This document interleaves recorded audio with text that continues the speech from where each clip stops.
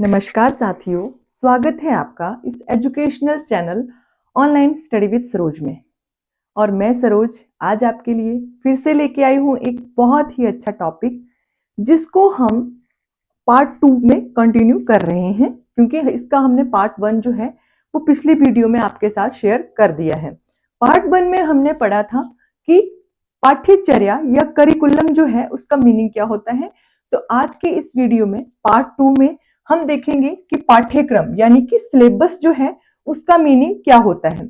मैंने आपको पिछले वीडियो में भी बताया था कि पाठ्यचर्या और पाठ्यक्रम यानी कि करिकुलम और सिलेबस दो ऐसे वर्ड्स हैं जिनमें डिफरेंस करना बहुत ज्यादा कठिन होता है। इंग्लिश में तो हम सिलेबस और करिकुलम अलग अलग वर्ड्स से देख लेते हैं कि अलग अलग इनका मीनिंग होगा, लेकिन पाठ्यचर्या और पाठ्यक्रम हिंदी में इसका जो मीनिंग है उससे हम बहुत ज्यादा कंफ्यूज जो है वो हो जाते हैं। तो इसी कंफ्यूजन को दूर करने के लिए आज मैं आपके लिए लेके आई हूँ सिलेबस यानी कि पाठ्यक्रम जो है उसका मीनिंग। पिछले वीडियो में मैंने आपके साथ जो है वो पाठ्यचर्या का जो मीनिंग है उसकी परिभाषाएं जो है वो आपके साथ शेयर की थी, आप उस वीडियो को भी जाके देख सकते हो। तो आज हम करेंगे पाठ्यक्रम यानी कि सिलेबस।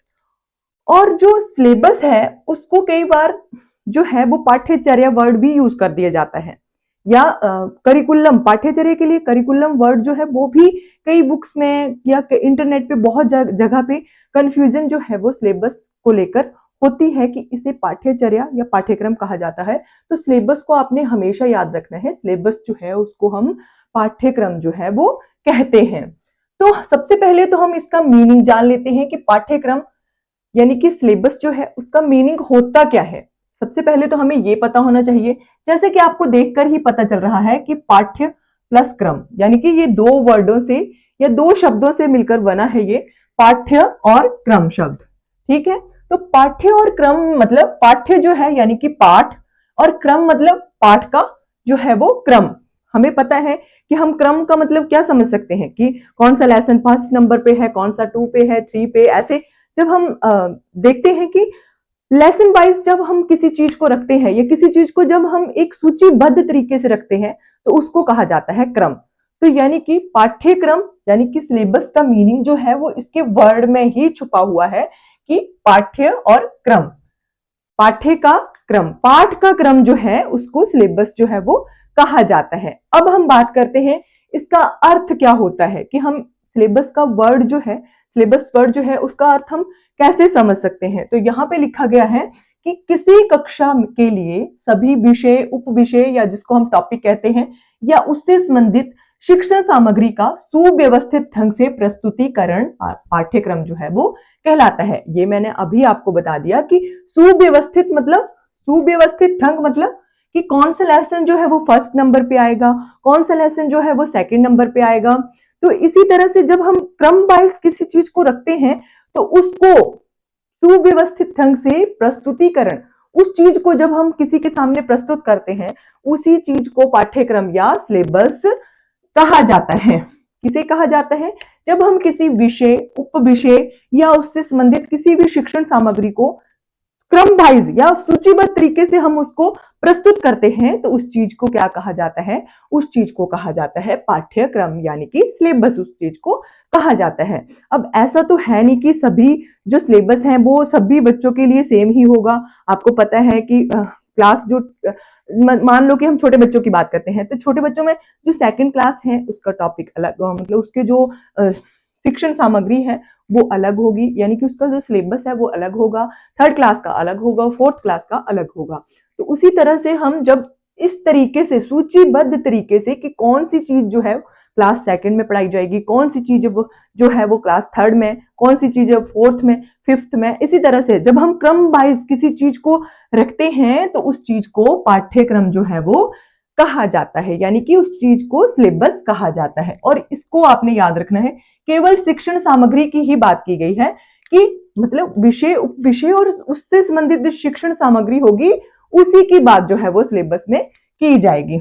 आगे इसी का अर्थ में ही ये एक सब टॉपिक है कि पाठ्यक्रम से हमें ये पता चलता है कि किसी विषय वस्तु को किस पाठ में पढ़ना है और कितने समय में पढ़ाया जाना है और कितने विस्तार पूर्वक उस चीज को पढ़ाना है। मतलब कि मान लो कि हमारे पास एक टॉपिक है, किसी भी चीज को लेकर एक टॉपिक है हमारे पास, तो उस सिलेबस में मेंशन होता है कि हमने उस चीज का क्या क्या पढ़ना है, उस क्लास में हमें उस चीज के बारे में यानी कि मैं आपको एक उदाहरण देती हूँ। मान लो हिंदी से ही मैं आपके लिए एक उदाहरण उठाती हूँ कि संज्ञा, मान लो कि संज्ञा जो शब्द है उसके बारे में एक सिलेबस में बताया गया है। तो संज्ञा के आपने उसमें क्या क्या पढ़ना है, संज्ञा के भेद पढ़ने हैं, उससे उसके भेदों के उपभेद जो होते हैं वो पढ़ने हैं।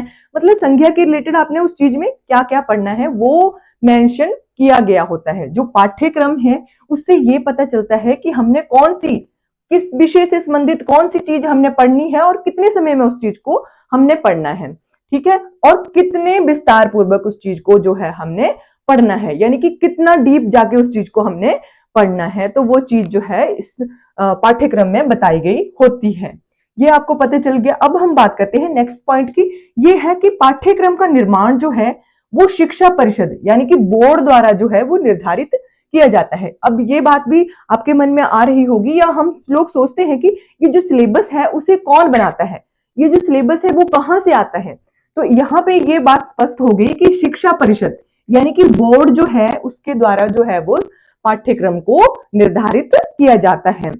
आगे है कि पाठ्यक्रम का निर्माण जो है अनुभवी अध्यापक भी कर सकते हैं, लेकिन शर्त यह है कि उस जो अध्यापक उस पाठ्यक्रम को बना रहे हैं उनका उस विषय के बारे में संपूर्ण जानकारी उनको प्राप्त होनी चाहिए। एक तो आपको क्लियर हो गया कि बोर्ड के द्वारा जो है वो पाठ्यक्रम जो है वो बनाया जाता है, लेकिन यहाँ पे एक चीज और बताई गई है कि पाठ्यक्रम को एक अनुभवी अध्यापक भी बना सकता है, लेकिन उस अध्यापक की उस फील्ड में यानी कि जो विषय से संबंधित वो सिलेबस बना रहे हैं अध्यापक, उनको उस चीज में महारत हासिल होनी चाहिए। मतलब उस चीज का डीप नॉलेज उस टीचर को होना चाहिए। वही अध्यापक जो है अनुभवी अध्यापक, मतलब केवल वही अध्यापक जो है वो पाठ्यक्रम का निर्माण जो है वो कर सकता है। वैसे तो ये बोर्ड के द्वारा निर्धारित किया जाता है। ये चीज आपको पता चल गई।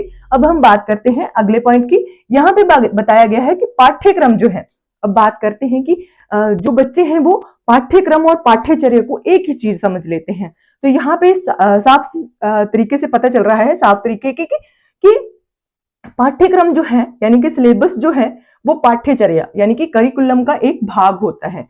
अब करिकुलम जो है उसमें पाठ्यचर्या जो है केवल एक पाठ्यक्रम जो है एक भाग है। सिलेबस जो है वो करिकुलम का एक छोटा सा पार्ट है। आपको पता है करिकुलम में मैंने आपको बताया था कि उसमें शैक्षिक और जो को उसमें शैक्षिक और गैर शैक्षिक जो क्रियाएं होती हैं, यानी कि स्कूल्स में फंक्शंस भी हो रहे हैं, म्यूजिक भी सिखाया जा रहा है, स्कूल्स में जो है वो बच्चों को बहुत सारी और भी चीजें जो है वो सिखाई जा रही हैं। तो उसमें करिकुलम का ये जो है सिलेबस भाग है। सिलेबस कौन सी चीज होती है, आगे बताया गया है कि पाठ्यक्रम जो है उसमें सिर्फ शैक्षणिक कार्यक्रम यानी कि बाकी जो भी चीजें हो रही हैं स्कूल में, जितनी भी एक्टिविटीज हो रही हैं, वो को करिकुलम एक्टिविटीज जो हो रही हैं स्कूल में, उनसे रिलेटेड ये सिलेबस जो है वो नहीं है। केवल शैक्षणिक क्रियाकलापों से, केवल जो विषय वस्तु है उस चीज को किस प्रकार पढ़ना है बच्चों ने, उसको पाठ्यक्रम में शामिल किया गया होता है। पाठ्यक्रम में केवल शैक्षणिक क्रियाकलाप ही बच्चों के लिए होते हैं। तो ये चीज भी आपको स्पष्ट हो गई कि करिकुलम का एक सिर्फ पार्ट होता है, जो सिलेबस होता है वो करिकुलम का मात्र एक पार्ट होता है। जिस तरह से कि को करिकुलम एक्टिविटीज जो होती हैं वो करिकुलम का पार्ट होती हैं, उसी तरह से सिलेबस जो है वो भी एक पार्ट होता है, एक भाग होता है करिकुलम का। सिलेबस जो है मात्र एक छोटा सा भाग होता है। आगे यहाँ पे परिभाषा दी गई है, और ये परिभाषा जो है पाठ्यक्रम से रिलेटेड इतनी इंपॉर्टेंट परिभाषा है कि अगर आप इस परिभाषा को अच्छे तरीके से पढ़ लेते हो या समझ लेते हो तो आपके लिए बहुत ज्यादा जो है वो ये हेल्पफुल रहेगा, और आप बहुत अच्छे तरीके से जो है सिलेबस यानी कि पाठ्यक्रम का जो है वो मीनिंग समझ पाओगे। तो यहाँ पे कनिंघम जो है उनके द्वारा एक परिभाषा दी गई है। जो कनिंघम है उनके द्वारा ये परिभाषा दी गई है। कनिंघम जी कहते हैं कि पाठ्यक्रम जो है अध्यापक को किस रूप में जो है वो वर्णित किया गया है, यहाँ पे कलाकार के रूप में। अध्यापक जो है वो कहते हैं कि अध्यापक एक कलाकार है। जो पाठ्यक्रम है उसके हाथ में एक साधन है। अध्यापक के हाथ में एक साधन मात्र दे दिया गया हुआ है सिलेबस के रूप में, यानी कि पाठ्यक्रम के रूप में अध्यापक के रूप में एक साधन दिया गया है, जिसके माध्यम से जो है वो पदार्थ, यानी कि पदार्थ को किस रूप में व्यवस्थित वर्णित किया गया है, यहाँ पे छात्र के रूप में जो है वो अध्यापक जो है वो एक कलाकार है जो पाठ्यक्रम रूपी साधन को लेकर अपने हाथ में, जिसको उसको माध्यम बनाकर छात्र को अपनी कला के द्वारा अपनी एक मतलब कलागिरी में, यानी कि अपने कला कक्ष में जाकर अपने उद्देश्यों, अपने शैक्षणिक उद्देश्यों की के अनुसार जो है वो विकसित करते हैं। अध्यापक जो है वो करिकुलम को साधन बनाकर छात्र को जिस तरीके से उन्होंने ढालना होता है या जो भी शैक्षणिक उद्देश्य उन्होंने प्राप्त करने होते हैं उसके तरीके से वो उस छात्र को जो है वो विकसित कर सकते हैं। यानी कि पाठ्यक्रम जो है वो अध्यापक के लिए एक साधन बताया गया है। ये कनिंघम की बहुत ही ज्यादा इंपॉर्टेंट जो है वो परिभाषा पाठ्यक्रम को रिलेटेड दी गई है। तो बस यहाँ पे आज की वीडियो का एंड करते हैं। आई होप आपको ये वीडियो बहुत ज्यादा पसंद आई होगी।